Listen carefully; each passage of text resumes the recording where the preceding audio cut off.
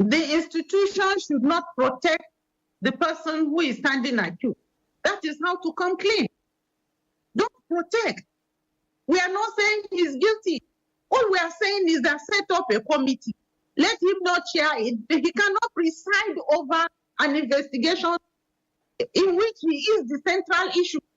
So let him step aside. Let somebody else decide. Let these things be sorted. Look, Natasha, bring your evidence. Let us see. That is how to go about it. It is not going to go away. It is not one of those things that people do for 2 weeks, then they get tired and they leave. We are not going to stop. We must make sure that a precedent is set, and that precedent has to respect, the rule of law when it comes to gender-based violence. Once a woman speaks out, she has to be listened to. She has to be paid attention. The only way Senate can survive and not soil itself in this matter is for them to do the right thing. Tell the man to step down. Put someone else to preside. And let a committee listen to this matter. Natasha has said, let us make the hearings even public.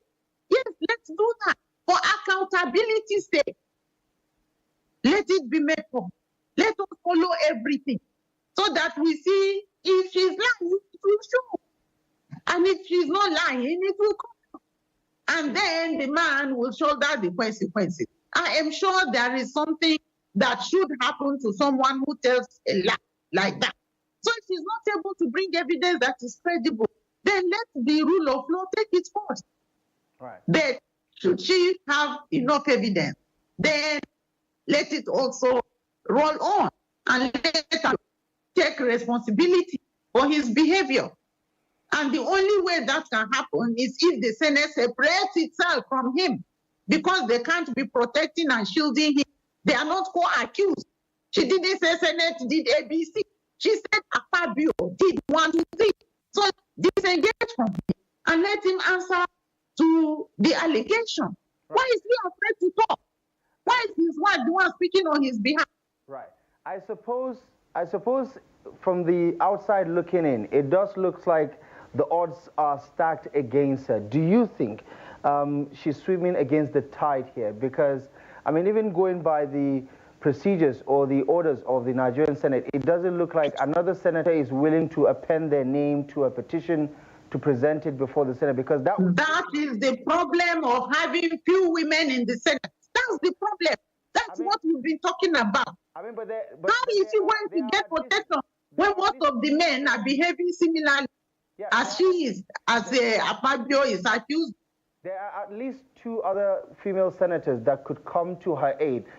Does their lack of participation in support of her argument say something about Senator Natasha herself, or what do you think is responsible for their lack of interest in pursuing, what she's trying to do right now?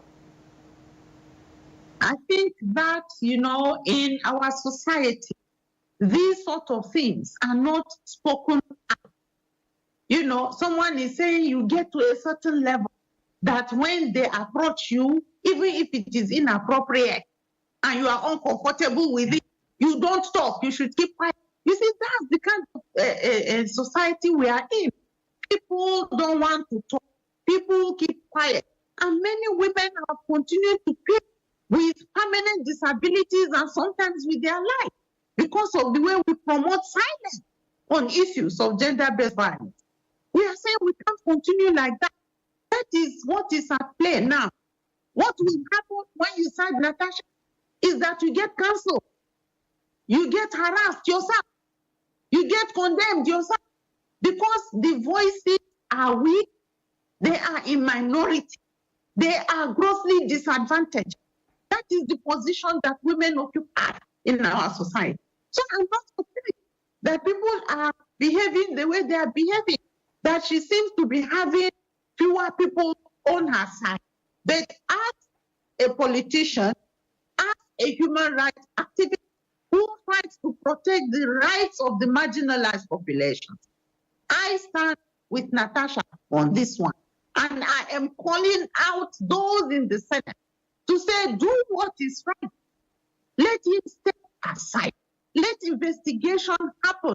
Let it be objective. You ought to be accountable to this nation. We cannot take this anymore. See the battle she fought to get into the Senate. Roads were cut into two so that voting will not happen. There were court cases. She fought to the end and she's now there. And what are we doing? We want to shame her. We want to stigmatize her because she doesn't conform with what the society says. Keep quiet. Don't talk about it. Why would she not talk about it? She's not comfortable with what has happened. And she's speaking out. We should protect her. That is what civilized places do.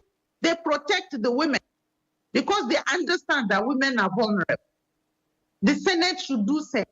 Right. And we as women, we need to start educating one another.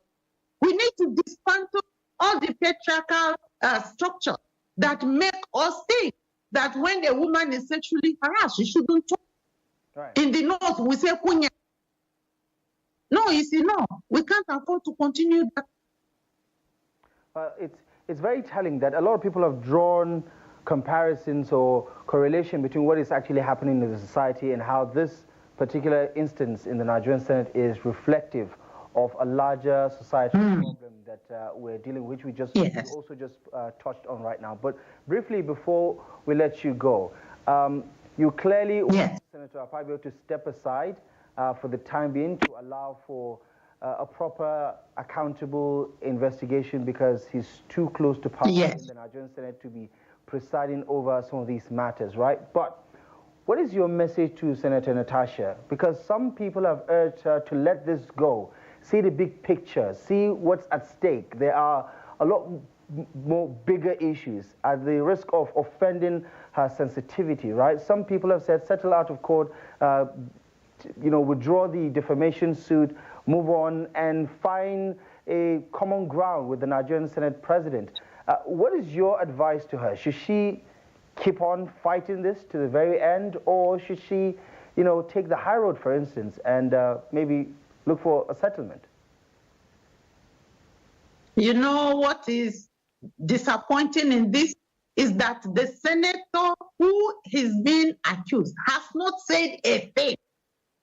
We would tell her, oh, let it go. If he had come out to say something, he has said nothing. Well, he has actually, letting it go is as if it's a minor issue. What is a minor issue? All our issues are interlinked. The sexual harassment is linked with poor women's participation in politics. It's linked to poor economic standing amongst women. Everything is interlinked. We can't say we have bigger issues in the Senate. This is big enough. And that is why we want to sweep it under the carpet. And that's why we think if you continue to do it, it will compromise the Senate. That means it is big enough. Can we please pay it attention rather than wish it away? We can't do the ostrich here. The way and manner in which fellow senators treat their female colleagues speaks volumes on what their general attitude is. We can't have a law-making body make these kind of gaps. We can't allow it to go. And the sooner they realize it, the better. The power of a state, of an institution, is adjudged by how it treats the weak. She's at a disadvantage.